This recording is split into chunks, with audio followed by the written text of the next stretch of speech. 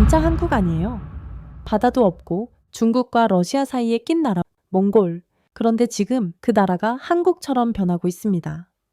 왜 하필 한국이었을까요? 몽골은 지금 대한민국을 삶의 기준으로 삼고 있어요. 세계 도시문명학 교수가 직접 울란바토르로 나라가 밝혀낸 충격적인 진실, 우리가 미처 몰랐던 한국이라는 이름의 힘, 지금 그 놀라운 실체를 공개합니다. 암스테르담 국제문화연구소 대회의실이 순식간에 전쟁터가 되었습니다. 세계 각국에서 온 문화학자 50여 명이 모인 이 자리에서 벌어진 건 학술 토론이 아니라 문화 전쟁이었죠. 주제는 단 하나, 몽골 내 한국 문화 확산 현상이었습니다. 저는 암스테르담 국제문화연구소 소장 터 마르텐스입니다. 25년간 파리 샹젤리제부터 도쿄 시부야까지 세계 20여 개의 도시를 발로 뛰며 문화 변화의 생생한 현장을 목격해온 연구자죠. 문화는 절대 책상에서 연구할 수 있는 게 아니라는 게 제 철학이었습니다. 런던 차이나타운의 변화, 베를린 터키 거리의 융합, 뉴욕 코리아타운의 성장까지 모두 제 눈으로 확인했습니다. 하지만 오늘만큼은 말문이 막혔습니다. 중국 국무원사나 문명통합전략실의 린제나오 수석연구원이 단상을 주먹으로 내려치며 목소리를 높였습니다. 여러분, 한국은 진짜 문명국가가 아닙니다. 5천년 역사를 가진 중화 문명과 비교해보세요. 시스템도 없고 역사도 얕은 나라죠. 린제나오가 열변을 토했습니다. 몽골에서 벌어지는 소위 한국화 현상도 마찬가지예요. 그저 일시적인 소비 트렌드일 뿐입니다. 회의장이 웅성거렸습니다. 몇몇 학자들이 고개를 끄덕였죠. 하지만 진짜 폭탄은 뒤에 터졌습니다. 일본 민영방송 PD 유키마로 타카시가 자리에서 벌떡 일어나 비웃음을 터뜨렸습니다. 몽골 울란바토르 가보신 분 계십니까? 저는 작년에 직접 다녀왔어요. 유키마로가 손뼉을 치며 조롱했습니다. GS25 간판 하나 걸어놓으면 그게 한류인가요? 김치 몇 개 팔면 문명 전파라고 하나요? 말도 안 되는 소리입니다. 몽골 사람들이 만든 건 그냥 짝퉁 서울이에요. 몽골 전통도 없는 어정쩡한 가짜 도시 말입니다. 박수가 터져 나왔습니다. 린제나오가 만족스럽게 고개를 끄덕였죠. 몽골은 원래 우리 중화 문명권이었어요. 13세기 원나라부터 청나라까지 수백 년간 중국 문화의 영향을 받았던 지역이죠. 한국 같은 변두리 소국이 무슨 문화 전파를 했다는 겁니까? 저는 가만히 앉아서 이 모든 광경을 지켜봤습니다. 손가락 끝이 미세하게 떨리는 걸 느꼈죠. 마음속으로는 분노가 치밀어 올랐지만 25년간 쌓아온 학자로서의 철칙이 있었습니다. 현장을 보지 않고는 절대 판단하지 않는다는 것이었죠. 회의가 끝나자 저는 아무 말 없이 조용히 자리에서 일어났습니다. 복도로 나와 바로 휴대폰을 꺼내 울란바토르행 항공편을 검색했죠. 다음 주 화요일 출발편이 있었습니다. 과연 그들 말이 맞을까? 몽골의 한국 문화가 정말 껍데기뿐인 가짜일까? 아니면 내가 놓치고 있는 더 큰 진실이 있을까? 예매 버튼을 누르며 마음속으로 다짐했습니다. 이번엔 제 눈으로 직접 확인하겠다고 말이죠. 네덜란드에서 몽골까지는 무려 14시간이 걸렸습니다. 경유지인 베이징에서 한번 갈아타고 마침내 울란바토르 칭기스칸 국제공항에 도착했죠. 공항에서 나와 시내로 향하는 택시 안에서 저는 창밖 풍경을 유심히 관찰했습니다. 처음에는 평범한 몽골의 모습이었습니다. 드넓은 초원과 전통 게르들이 보였죠. 하지만 시내 중심가로 들어서자 완전히 다른 세상이 펼쳐졌습니다. 이게 뭐죠? 저도 모르게 중얼거렸습니다. 거리 곳곳에 한글 간판이 보이기 시작했거든요. GS25, CU, 세븐일레븐 같은 편의점 간판들이 몽골 전통 건물들 사이에 자연스럽게 섞여 있었습니다. 처음에는 눈을 의심했죠. 택시기사에게 물어봤습니다. 저기 한국 편의점들이 정말 많은데 언제부터 이렇게 됐나요? 아, 편의점이요? 벌써 10년도 넘었죠. 이제 없으면 못 살 정도예요. 택시기사가 웃으며 대답했습니다. 호텔에 짐을 풀고 바로 거리로 나섰습니다. 걸어서 5분도 안 되는 거리에 GS25가 3개나 있었죠. 그중 가장 큰 매장으로 들어가 봤습니다. 들어서자마자 깜짝 놀랐습니다. 매장 앞모습이 서울의 편의점과 똑같았거든요. 진열대 배치부터 상품 구성까지 완벽히 동일했습니다. 심지어 한국에서 파는 삼각김밥과 떡볶이까지 그대로 있었죠. 더 놀라운 건 재고 상황이었습니다. 삼각김밥 코너는 거의 텅 비어 있었고 떡볶이도 마지막 몇 개만 남아 있었습니다. 오후 3시인데 이미 동인한 거였죠. 매장 직원에게 다가가서 물어봤습니다. 삼각김밥이 인기가 많나 보네요. 점심시간에는 30분 만에 다 팔려요. 매일 주문량을 늘리는데도 부족해요. 직원이 자랑스럽게 말했습니다. 계산대 앞에서 잠시 기다리는 동안 들어오는 손님들을 관찰했습니다. 몽골 전통 복장을 입은 중년 남성이 김치라면을 사더군요. 젊은 여성은 아이스 아메리카노와 한국 과자를 골랐습니다. 어린 학생은 바나나 우유를 들고 계산대로 향했죠. 이게 일시적 유행이라고요? 매장을 나와 길을 걷다가 현지 중년 여성과 이야기를 나눌 기회가 있었습니다. 한국어로 인사를 건네자 반갑게 응답해 주더군요. 안녕하세요. 한국 분이세요? 저는 2년 전까지 의정부에서 일했어요. 그 여성이 유창한 한국어로 말했습니다. 여기 울란바토르가 어떠세요? 신기하죠? 제가 볼 때는 여긴 서울보다 더 서울 같아요.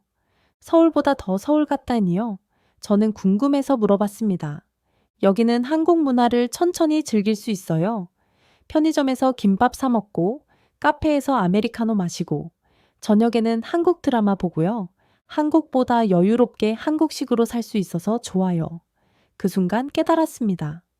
이건 단순한 유행이나 모방이 아니었습니다. 그들은 한국 문화를 자신들의 일상으로 받아들인 거였죠. 린 제나오와 유키마로가 말한 일시적 소비 현상이라니요. 이게 과연 일시적인 걸까요? 벌써 10년 넘게 지속되고 있는데 말입니다. 다음 날 아침, 저는 더 자세한 탐방을 위해 울란바토르 시내 중심가로 향했습니다. 한 카페 문을 열고 들어서자 마치 서울 강남의 어느 매장에 온 것 같은 착각이 들었습니다. 인테리어부터 메뉴판까지, 심지어 직원들의 유니폼까지 완벽하게 동일했거든요. 벽에 붙어 있는 메뉴들도 모두 한글로 표기되어 있었습니다. 카운터로 다가가자 몽골 젊은 여성 바리스타가 유창한 한국어로 인사했습니다. 어서 오세요. 뭘 드릴까요? 아이스 아메리카노 한 잔 주세요. 저는 한국어로 주문했습니다. 네. 아, 하나요. 사이즈는 어떻게 하시겠어요? 바리스타가 자연스럽게 물어봤습니다. 주문을 받으면서 그녀와 대화를 나눠봤습니다. 한국어를 정말 잘하시네요. 어디서 배우셨나요? 저는 서울에서 2년 동안 카페 아르바이트를 했어요. 홍대 근처 카페에서 일하면서 배웠죠. 바리스타가 환하게 웃으며 대답했습니다. 여기에서 일하게 되니까 정말 신기해요. 서울에서 만들던 그 커피를 여기서도 똑같이 만들고 있으니까요. 커피를 기다리는 동안 매장 안을 둘러봤습니다. 벽면에는 한국의 사계절 풍경 사진들이 걸려 있었고 한쪽 코너에는 한국 잡지들이 비치되어 있었죠. 손님들 중 우리 절반 이상이 한국어로 대화하고 있었습니다.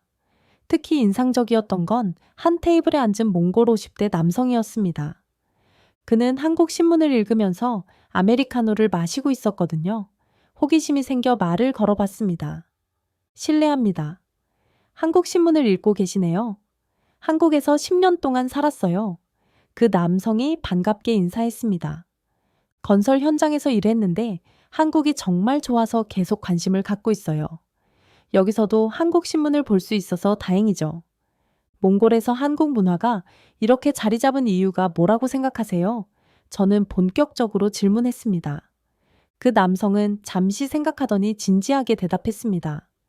한국은 질서가 있는 나라예요. 정직하고 모든 게 정리되어 있죠. 그게 바로 몽골이 필요했던 것이었어요. 그가 힘주어 말했습니다. 우리는 유목민족이라 자유로운 건 좋지만 현대 사회에서는 체계가 필요하거든요. 한국에서 그런 체계를 배웠고 여기서도 그걸 적용하고 있는 거예요.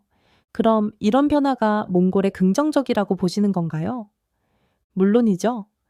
예전에는 이런 깔끔한 카페도 없었고 24시간 편의점도 없었어요. 지금은 새벽에도 필요한 걸 살 수 있고 커피 한 잔 마시면서 여유를 즐길 수 있잖아요.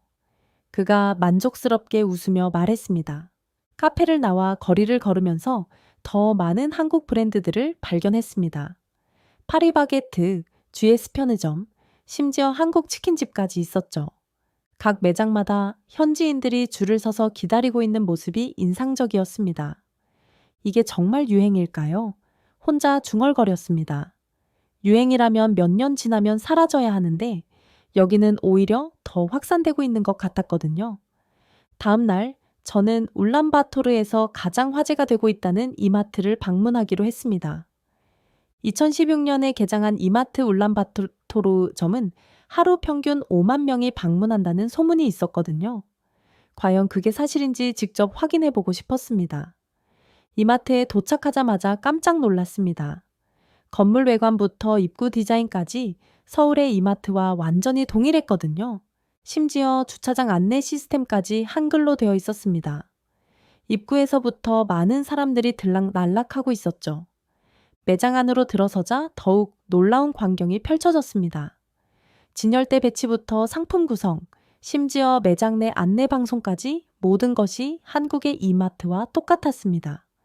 한글 팝과 안내문이 곳곳에 붙어 있었고 직원들도 한국식 유니폼을 입고 있었죠.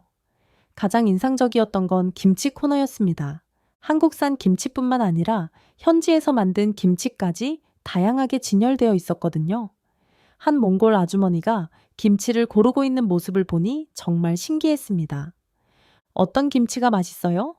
저는 그 아주머니에게 물어봤습니다. 이거 한국에서 온 김치예요. 좀 비싸지만 정말 맛있어요. 처음에는 맛이 이상했는데 지금은 김치 없으면 밥을 못 먹어요. 계산대 쪽으로 이동하면서 장바구니에 든 상품들을 살펴봤습니다. 쌀, 김치, 라면, 김, 고추장 같은 한국 식품들이 대부분이었죠. 계산대에서 직원과 이야기를 나눠봤습니다. 한국 상품들이 많이 팔리나 보네요. 특히 김치와 라면, 그리고 국물 제품들이 정말 인기예요. 몽골 사람들이 이제 국 없는 밥은 못 먹어요.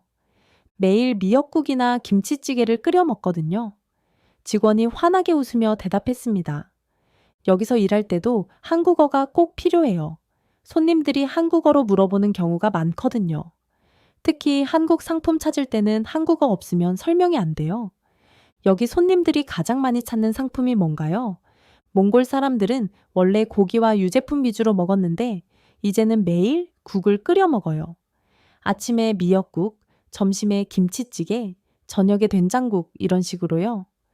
그런 변화가 언제부터 시작됐나요? 한국 드라마 보면서부터요.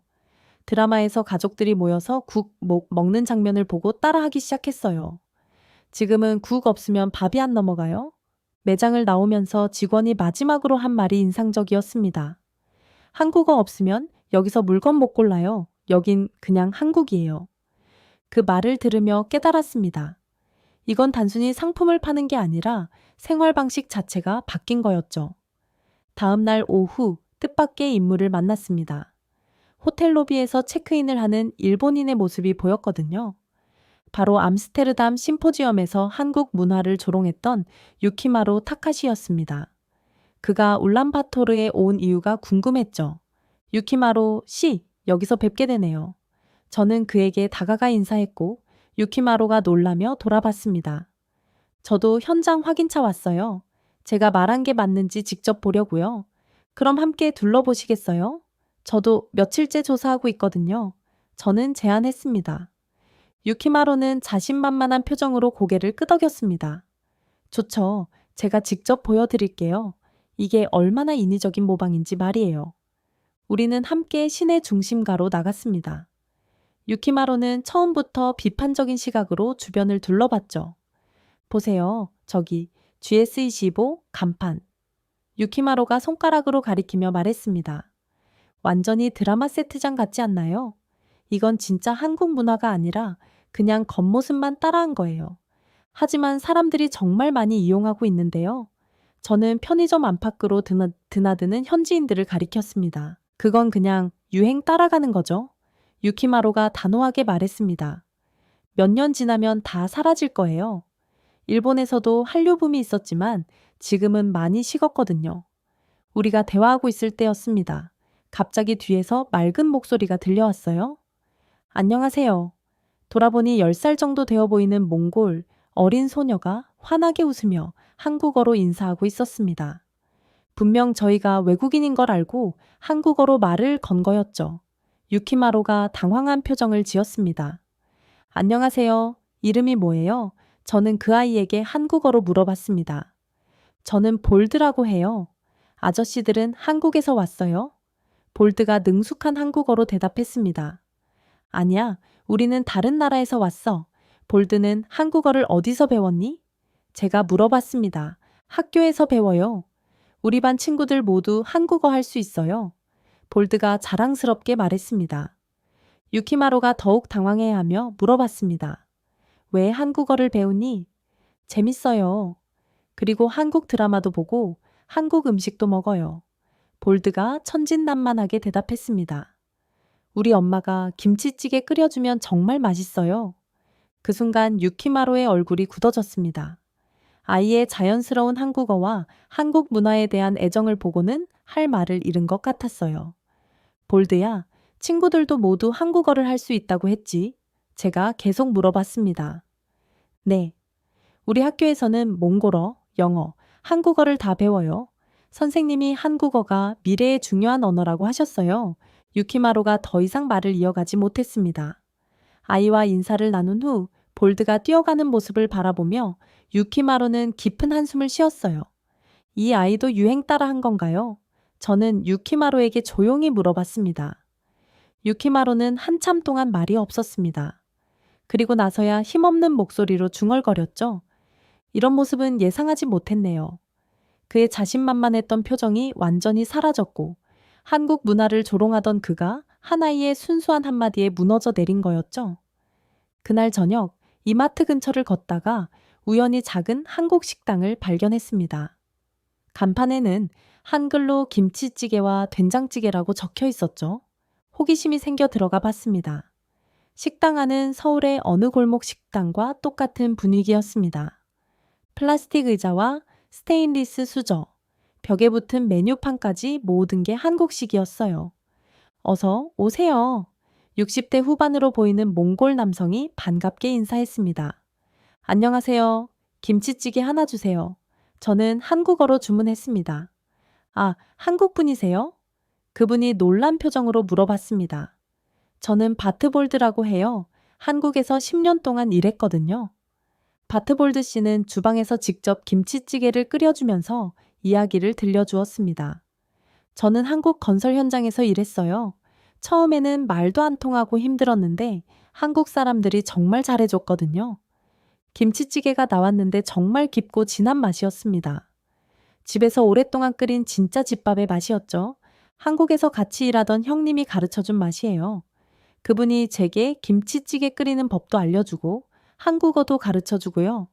바트볼드 씨는 잠시 먼 곳을 바라보더니 천천히 말했습니다. 한국 공사장에서 10년 살면서 사람이 뭔지 배웠어요. 돈도 중요하지만 사람끼리 어떻게 대해야 하는지를 배웠거든요. 어떤 점이 특별했나요? 저는 더 자세히 알고 싶었습니다. 한국 사람들은 힘든 일 할 때 혼자 두지 않아요. 제가 아플 때도 병원까지 데려다 주고 돈이 부족할 때는 미리 월급도 줬어요. 식당 한쪽에서는 TV에서 한국 드라마가 재방송되고 있었습니다. 몇몇 손님들이 집중해서 보고 있었어요. 드라마도 인기가 많나 보네요. 제가 물어봤습니다. 네, 저희 가족도 또 매일 봐요. 사랑의 불시착이라는 드라마 정말 좋아해요. 처음에는 아내가 억지로 보자고 해서 시작했는데 지금은 제가 더 좋아합니다. 다른 몽골 손님이 들어오자 바트볼드 씨가 한국어로 인사했습니다. 그 손님도 자연스럽게 한국어로 대답했어요. 이곳에서는 한국어가 자연스러운 소통 언어가 되어 있었습니다. 식사를 마치며 바트볼드 씨가 마지막으로 한 말이 가슴에 깊이 남았습니다. 선생님, 한국은 기술이나 시설이 좋은 나라가 아니에요. 사람이 좋은 나라예요. 그래서 우리가 한국을 좋아하는 거고요.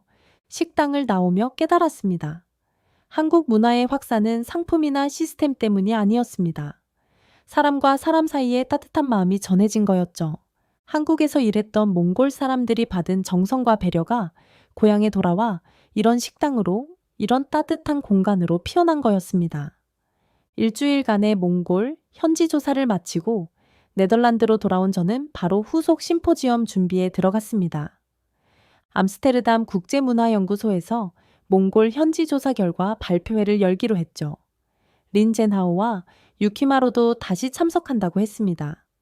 발표 당일, 대회 의실은 지난번보다 더 많은 학자들로 가득했습니다. 유럽 각국은 물론 아시아와 아메리카에서도 참석했죠. 몽골 내 한국 문화 현상에 대한 관심이 이렇게 클 줄은 몰랐습니다.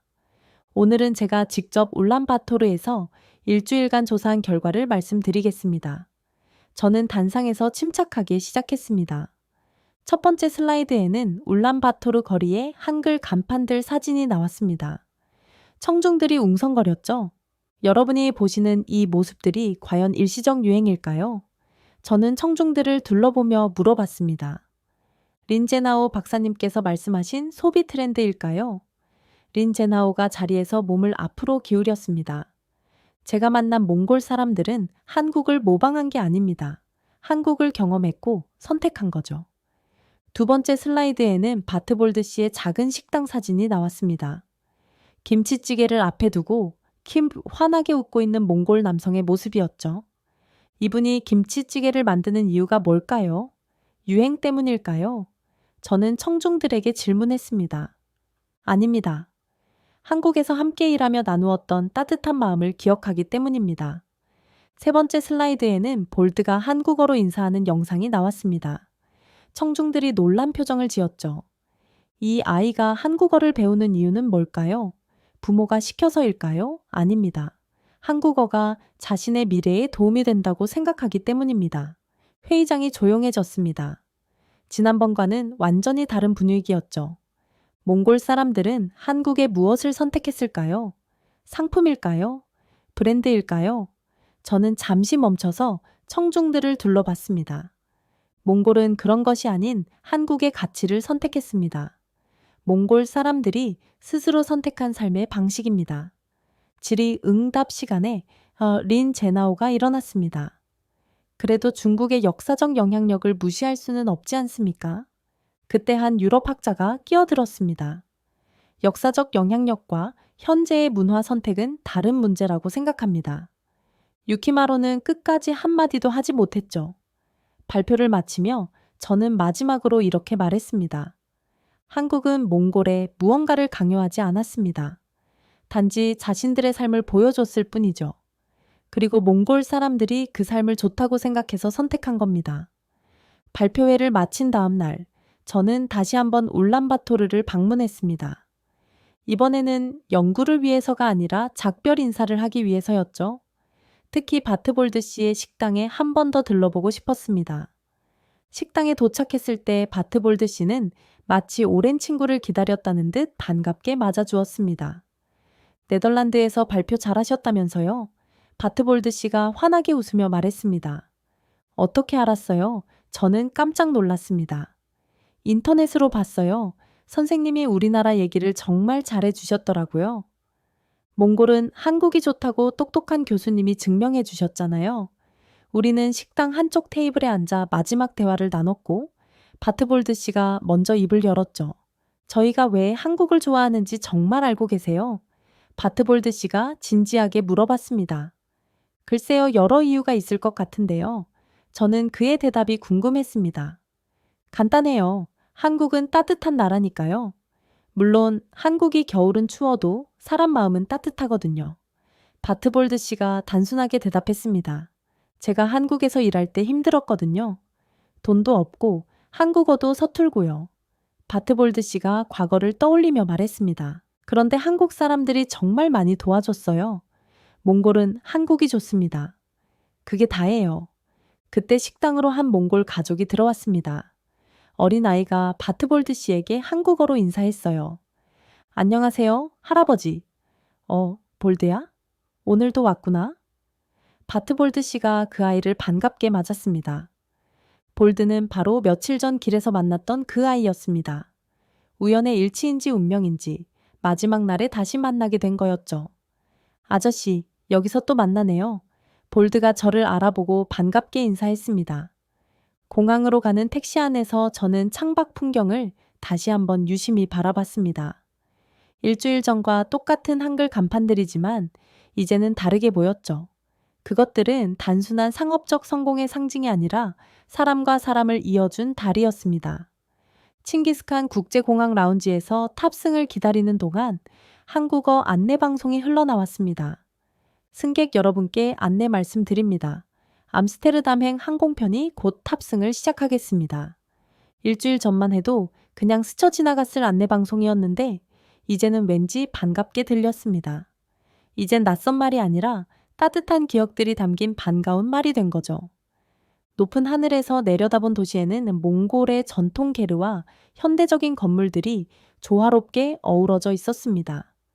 그 사이사이에 점점이 박혀있는 한국 브랜드들도 보였죠. 그 순간 깨달았습니다.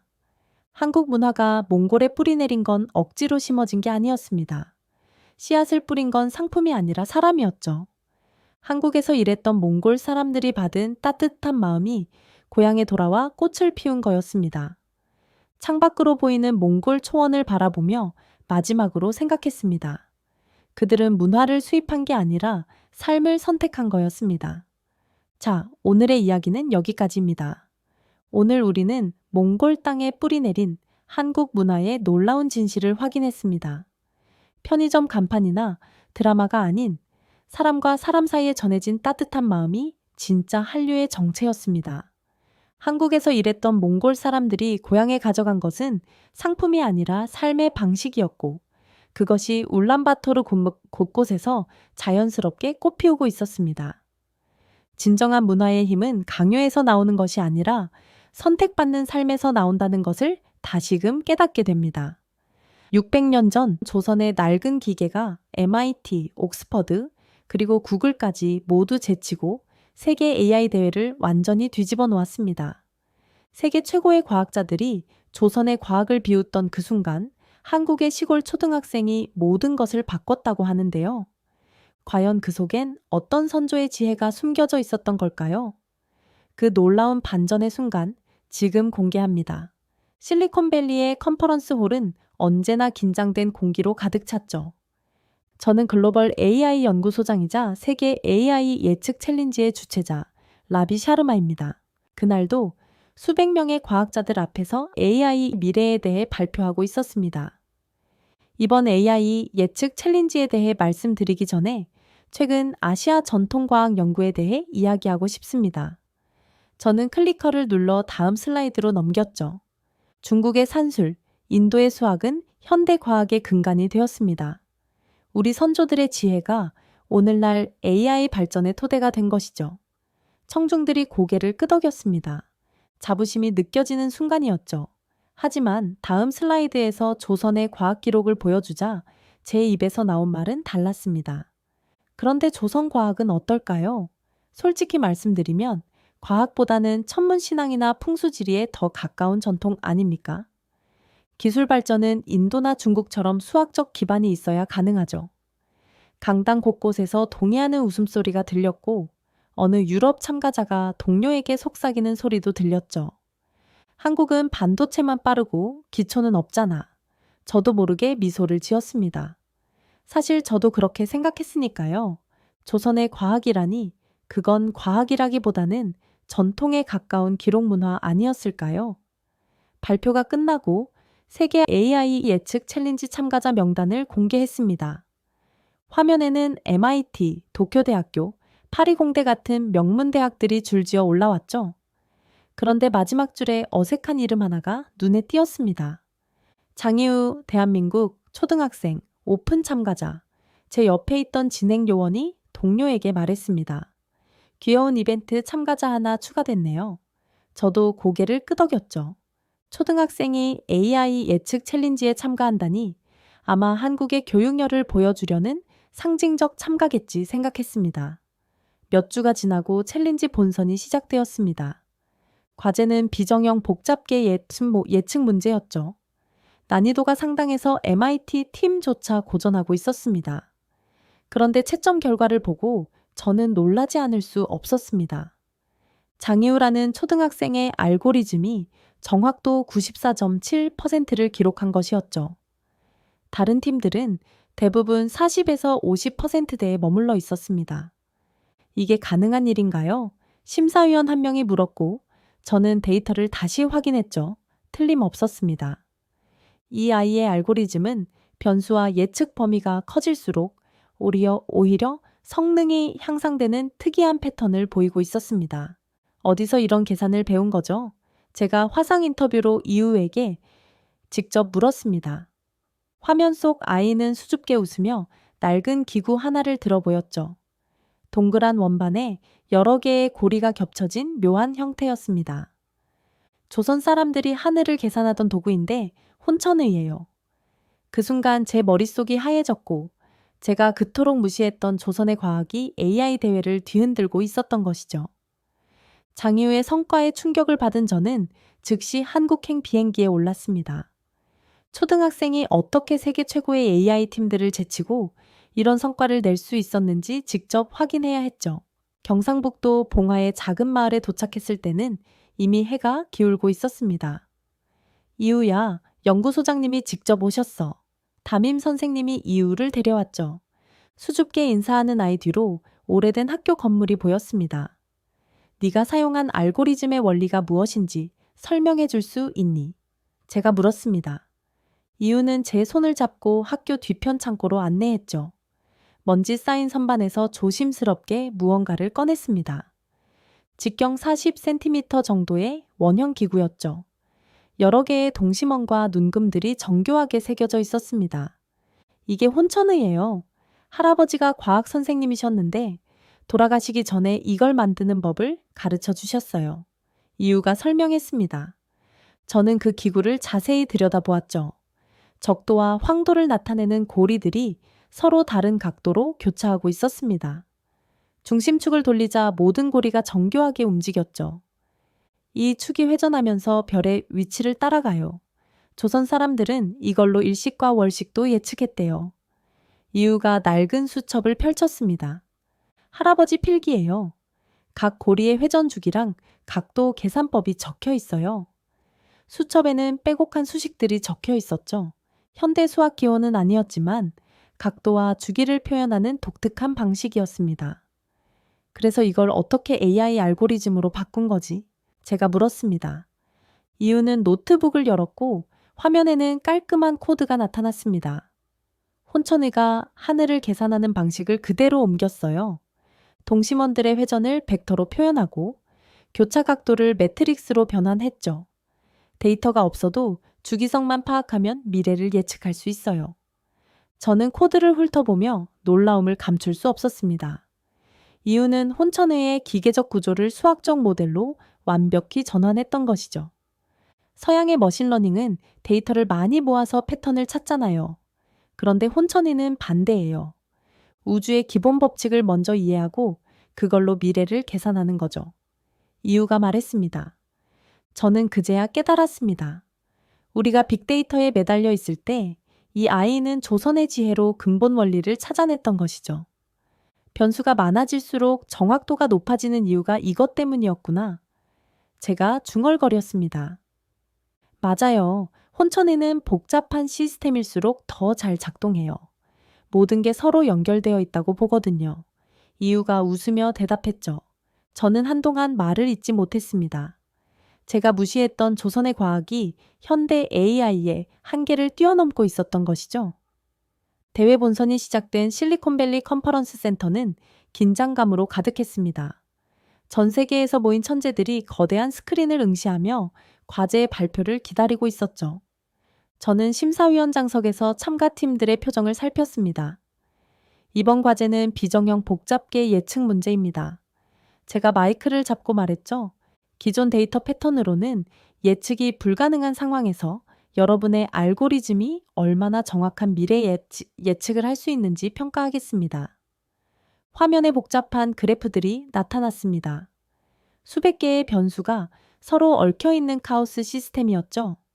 AT 팀장의 얼굴이 굳어지는 게 보였습니다. 도쿄대 팀에서는 한숨 소리가 들렸죠. 제한 시간은 48시간입니다. 시작하십시오. 이틀이 지나고 결과 발표 시간이 되었습니다. 대부분의 팀들이 지친 표정이었죠. 저는 채점 결과지를 받아들고 첫 장을 넘겼습니다. AIT 팀, 정확도 47.3%, 도쿄대 팀, 52.1%, 파리공대 팀, 49.8%, 예상대로였습니다. 비정형 복잡계는 현대아이로도 예측이 어려운 영역이었죠. 그런데 마지막 장을 넘기는 순간 저는 숫자를 다시 확인해야 했습니다. 장이후 대한민국 정확도 94.7%, 심사위원들이 일제히 고개를 돌렸습니다. 저도 믿기지 않아 데이터를 다시 검토했죠. 틀림없었습니다. 더 놀라운 건 그래프 분석 결과였습니다. 이 알고리즘은 변수가 많아질수록 정확도가 향상됩니다. 일반적인 딥러닝과는 정반대 패턴이군요. 옆에 있던 스탠퍼드 교수가 말했죠. 저는 화상 인터뷰로 장이우를 불렀습니다. 화면 속 아이는 여전히 수줍은 표정이었죠. 어떻게 이런 결과를 낼 수 있었는지 설명해 줄 수 있겠니?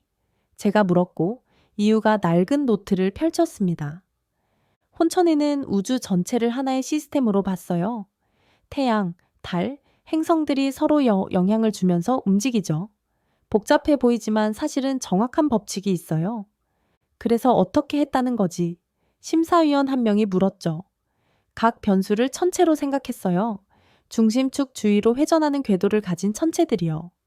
그 궤도들의 교차점과 주기를 계산하면 미래 위치를 예측할 수 있죠. 이유가 대답했습니다. 저는 코드 분석 화면을 띄웠고 복잡한 수식들 사이에서 독특한 패턴이 보였죠. 원형 궤도, 타원 편차, 주기 함수들이 절묘하게 얽혀 있었습니다. 이건 코딩이 아니라 천문학입니다. 제가 중얼거렸죠. 맞아요. 조선 사람들이 하늘을 계산하던 방식이에요. 저는 그걸 그대로 따라했을 뿐이에요. 이유가 말했습니다. 심사위원실이 술렁이다가 한 교수가 손을 들었죠. 그럼 데이터 없이도 예측이 가능하다는 건가요? 혼천의가 그랬어요. 관측 데이터가 적어도 우주의 법칙을 이해하면 미래를 볼 수 있죠. 이유의 대답이었습니다. 저는 잠시 말을 잃었습니다. 우리가 빅데이터와 딥러닝에 매달려 있을 때 이 아이는 600년 전 조선의 지혜로 AI의 새로운 패러다임을 열고 있었던 것이죠.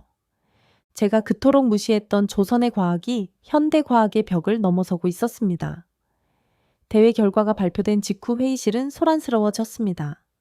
심사위원들의 표정은 놀라움과 의심이 뒤섞여 있었죠. 저도 믿기 어려웠지만 데이터는 명확했습니다. 한국의 초등학생이 세계 최고의 팀들을 압도한 것이었죠. 잠시만요. MIT 팀장이 손을 들었습니다. 그 코드를 분석해 보셨습니까? 고급 미적분과 선형대수가 들어가 있던데 초등학생 수준이 아닙니다. 파리공대 교수도 고개를 끄덕였죠. 동의합니다. 이건 최소한 대학원 수준의 수학입니다. 누군가 대신 짠 코드 아닐까요?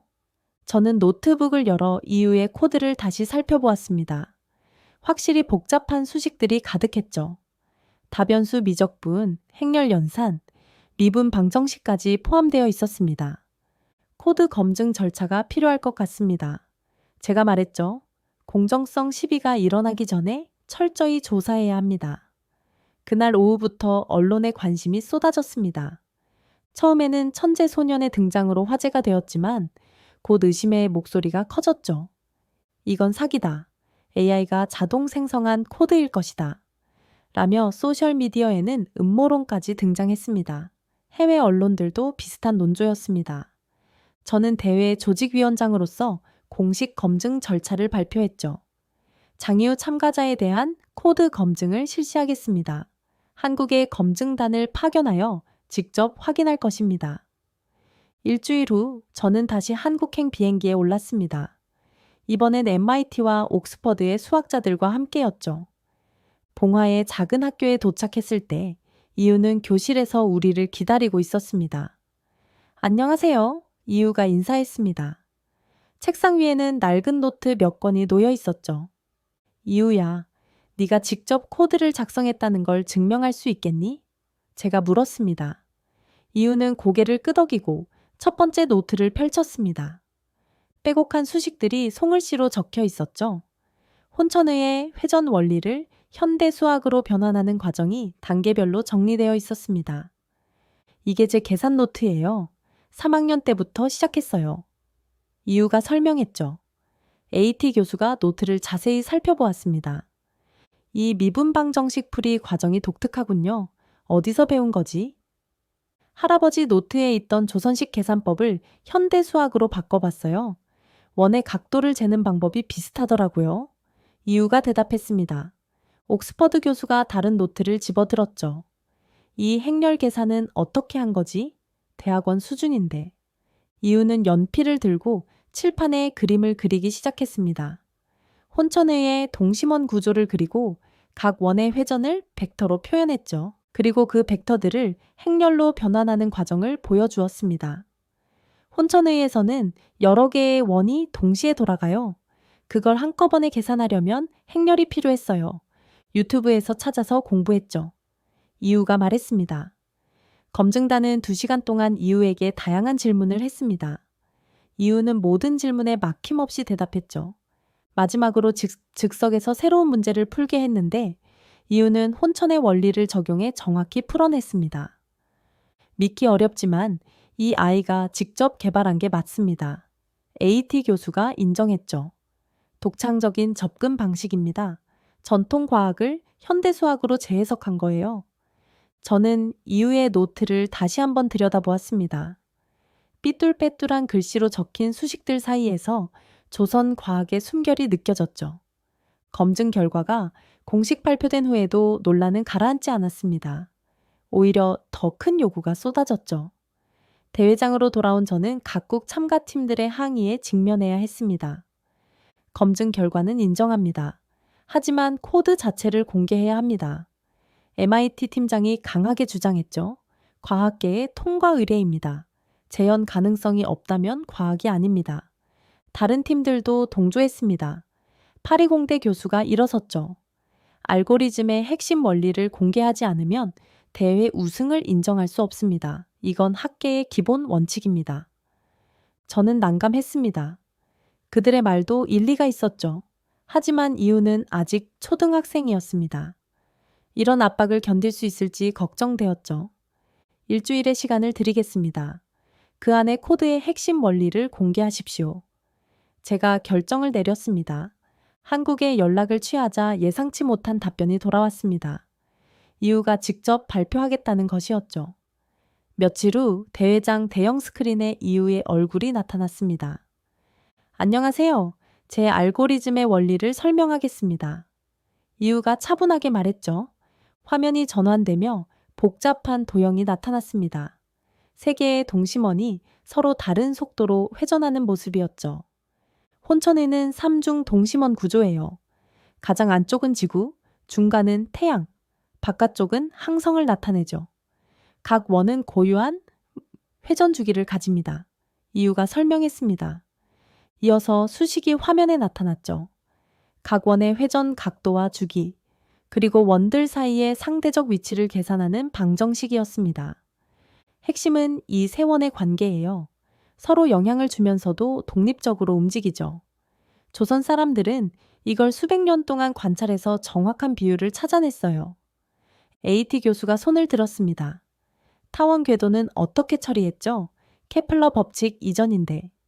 이유가 미소 지었습니다. 혼천의에는 편차 보정 장치가 있어요. 원형 궤도에서 벗어나는 정도를 계산하는 추가 고리죠. 조선 천문학자들은 이미 타원 운동을 알고 있었어요. 청중석이 술렁이었습니다. 케플러보다 먼저 타원 궤도를 계산했다는 것이었죠. 이 원리를 현대 수학으로 변환하면 이렇게 됩니다. 이유가 다음 슬라이드를 보여주었죠. 미분방정식과 행렬 연산이 화면을 가득 채웠습니다. 각 변수를 하나의 천체로 보고 그들의 상호작용을 행렬로 표현했어요. 데이터가 많을수록 더 많은 천체를 추가하는 거죠. 그래서 복잡할수록 정확해집니다. 발표가 끝나자 잠시 정적이 흘렀습니다. 그리고 한 사람이 박수를 치기 시작했죠. 곧 모든 참가자들이 기립박수를 보냈습니다. 이건 갈릴러도 해내지 못한 기아 모델입니다. 제가 마이크를 잡고 말했죠. 서양이 미적분을 발명하기 전에 조선은 이미 복잡계를 계산하고 있었던 겁니다. 한 참가자가 외쳤습니다. 이건 단순한 알고리즘이 아닙니다. 새로운 과학 패러다임입니다. 저는 스크린 속 이유를 바라보며 깊은 경외감을 느꼈습니다. 제가 무시했던 조선의 과학이 현대 과학의 새로운 지평을 열고 있었죠. 그리고 그 중심에는 12살 소년이 있었습니다. 대회가 끝난 후 저는 실리콘밸리 사무실로 돌아왔습니다. 장유의 발표가 머릿속에서 떠나지 않았죠.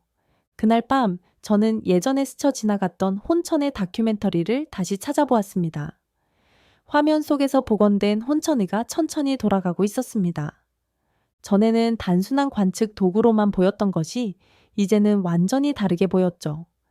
정교한 기계 장치들이 서로 맞물려 움직이는 모습은 마치 거대한 아날로그 컴퓨터 같았습니다. 이게 관측기가 아니라 예측기였잖아. 저는 혼자 중얼거렸죠. 다큐멘터리는 1669년 송혜영이 만든 혼천이를 자세히 보여주었습니다. 서양의 시계 기술과 동양의 천문학이 융합된 걸작이었죠. 그런데 더 놀라운 건 그 이전부터 조선에는 이미 다양한 천문 계산 도구들이 있었다는 것이었습니다. 다음 날 아침 유네스코 회의가 열렸습니다. 장애우 사건은 국제적인 화제가 되어 있었죠. 천문유산 심사위원인 엘리자베스 베넷이 발언권을 얻었습니다. 우리는 지금까지 혼천의를 문화유산으로만 봤습니다. 하지만 이번 사건은 우리의 시각을 완전히 바꿔놓았죠. 엘리자베스가 말했습니다. 그녀는 스크린에 장애우의 알고리즘 구조도를 띄웠습니다.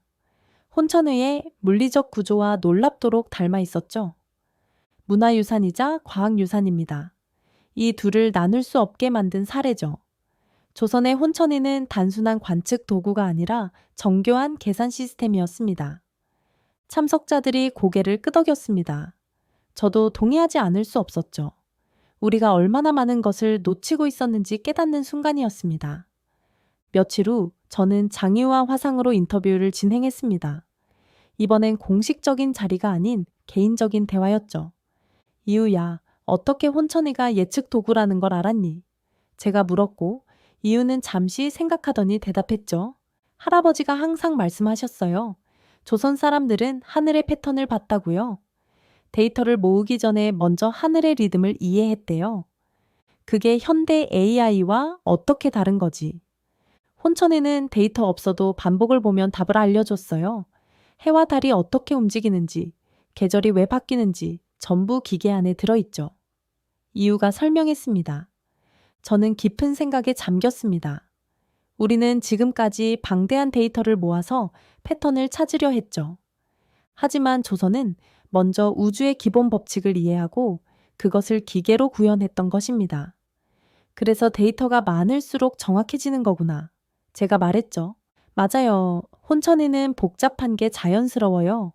우주가 원래 복잡하니까요. 이유가 웃으며 대답했습니다. 인터뷰가 끝나고 저는 한참을 생각했습니다. 서양 과학은 단순한 것에서 복잡한 것으로 나아갔죠. 하지만 조선은 처음부터 복잡성을 받아들였습니다.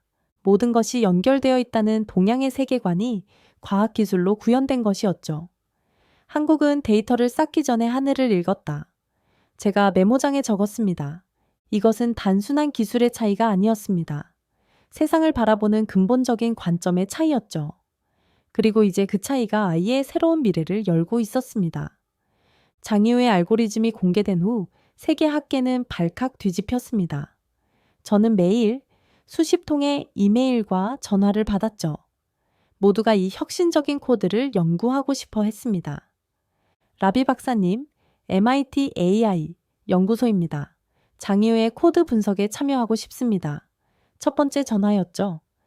이어서 파리공대, 나사 AI 센터, 구글 딥마인드까지 연락이 왔습니다. 모두가 같은 말을 했죠. 왜 작동하는지 모르겠지만 정확하다. 우리도 연구해야 한다. 저는 장유와 상의한 끝에 코드를 완전히 오픈소스로 공개하기로 했습니다.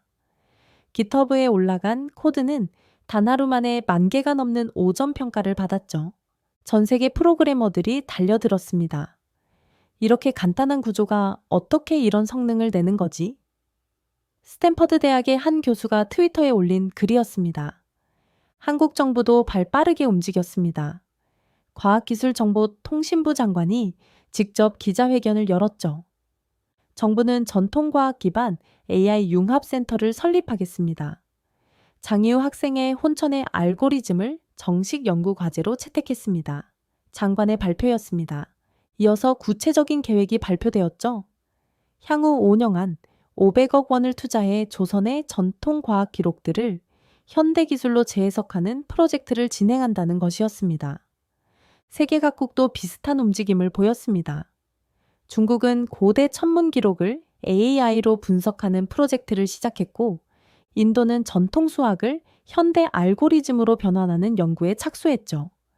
며칠 후 저는 글로벌 AI 컨퍼런스에서 기조연설을 했습니다. 청중석에는 세계 최고의 과학자들이 앉아 있었죠. 기술은 배울 수 있습니다. 하지만 직관은 문명에서 나오는 겁니다. 제가 말했습니다. 한국은 그 직관을 갖고 있었습니다. 우리가 미처 보지 못했을 뿐이죠. 강연이 끝나고 한 참가자가 손을 들었습니다. 그럼 앞으로 AI 개발 방향이 바뀌어야 한다는 건가요? 그렇습니다. 데이터만 쌓는다고 지능이 만들어지는 게 아닙니다. 먼저 세상의 원리를 이해해야 합니다. 조선이 그랬던 것처럼요. 제가 대답했죠. 그 후 몇 달간 놀라운 소식들이 이어졌습니다. 구글은 장이우의 알고리즘을 응용해 기상 예측 정확도를 30% 향상시켰고, 네이사는 우주 궤도 계산에 혼천의 모델을 적용해 연산 효율을 크게 개선했죠. MIT 연구팀은 흥미로운 발견을 했습니다. 이 알고리즘은 양자 컴퓨팅과 놀라운 친화성을 보입니다. 마치 처음부터 양자 시스템을 염두에 둔 것 같습니다. 이하윤 교수가 제게 전화를 걸어왔습니다. 이제야 깨달았습니다. 동양의 음양사상, 상호 연결성 개념이 현대 물리학의 양자 얽힘과 맞닿아 있었던 거예요. 저는 사무실 창밖을 바라보며 생각했습니다. 한 초등학생이 시작한 작은 파문이 세계 과학계 전체를 뒤흔들고 있었죠. 그리고 그 중심에는 600년 전 조선의 지혜가 있었습니다. 조선식 알고리즘이 이제는 인류 공동의 자산이 되었다. 제가 메모장에 적었습니다. 실리콘밸리의 밤하늘에 별들이 빛나고 있었고, 그 별들의 궤적이 마치 혼천의 원을 그리는 것처럼 보였죠. 과거와 현재, 동양과 서양이 하나로 연결되는 순간이었습니다. 대회 우승자 시상식이 열리는 실리콘밸리 최대 컨벤션 센터는 취재진과 과학자들로 가득 찼습니다. 저는 심사위원장으로서 단상에 올라 장이우를 소개했죠. 화면 속 이유는 여전히 수줍은 표정이었지만 눈빛에는 자신감이 넘쳤습니다. 세계 AI 예측 챌린지의 우승자는 대한민국의 장이우 학생입니다. 제가 발표하자 장내에 박수가 터져 나왔죠. 이유가 한국에서 화상으로 수상 소감을 전했습니다. 계산은 제가 한 게 아니에요. 전 그냥 조선의 방식을 쓴 것뿐이에요. 할아버지가 물려주신 혼천의의 원리를 현대 AI로 바꿨을 뿐입니다. 청중들 사이에서 감탄이 흘러나왔습니다. 겸손한 말투였지만 그 안에는 조선 과학에 대한 깊은 자부심이 담겨 있었죠. 조선 사람들은 하늘을 계산했습니다. 저는 그 계산법을 이어받았을 뿐이에요. 이 상은 제가 아니라 우리 조상들이 받으셔야 합니다. 이유가 이어서 말했습니다.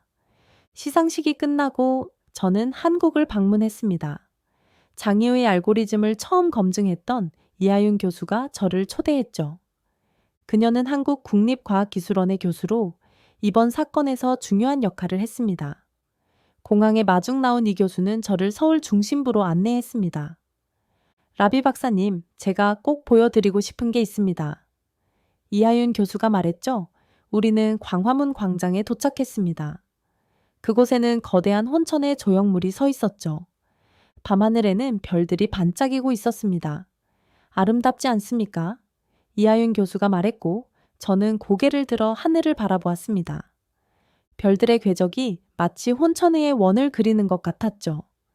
그 순간 장이우가 화면에서 보여줬던 알고리즘 그래프가 떠올랐습니다. 놀랍게도 별의 궤도 곡선과 이후의 알고리즘 그래프가 정확히 겹쳐 보였습니다. 600년 전 조선의 천문학자들이 본 것과 같은 하늘이겠죠.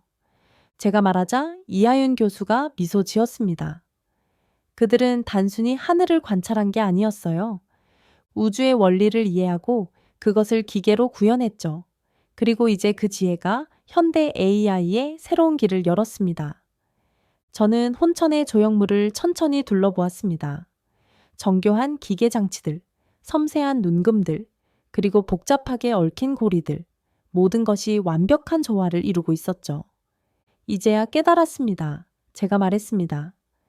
기술의 진정한 혁신은 완전히 새로운 것을 만드는 게 아니라 잊혀진 지혜를 되찾는 데서 시작되는군요. 다음 날 아침, 저는 공항으로 향했습니다. 비행기가 이륙하면서 서울의 정령이 눈에 들어왔죠. 현대적인 고층 빌딩들 사이로 고궁들이 보였습니다. 과거와 현재가 공존하는 도시였죠. 기내 화면에는 장이우 사건 이후의 소식들이 흘러나왔습니다. 전 세계 대학들이 전통 과학 연구에 뛰어들었고 각국 정부는 고대 문헌 디지털화 사업을 시작했다는 내용이었죠. 마지막 뉴스가 눈에 띄었습니다. 혼천의 알고리즘, 이제 인류가 쓰는 표준화의 모델로 자리 잡다. 저는 창밖을 바라보며 생각했습니다. 한 초등학생이 조상의 지혜를 되살려 세계를 바꿨습니다. 그리고 이제 그 지혜는 영원히 이어질 것이었죠.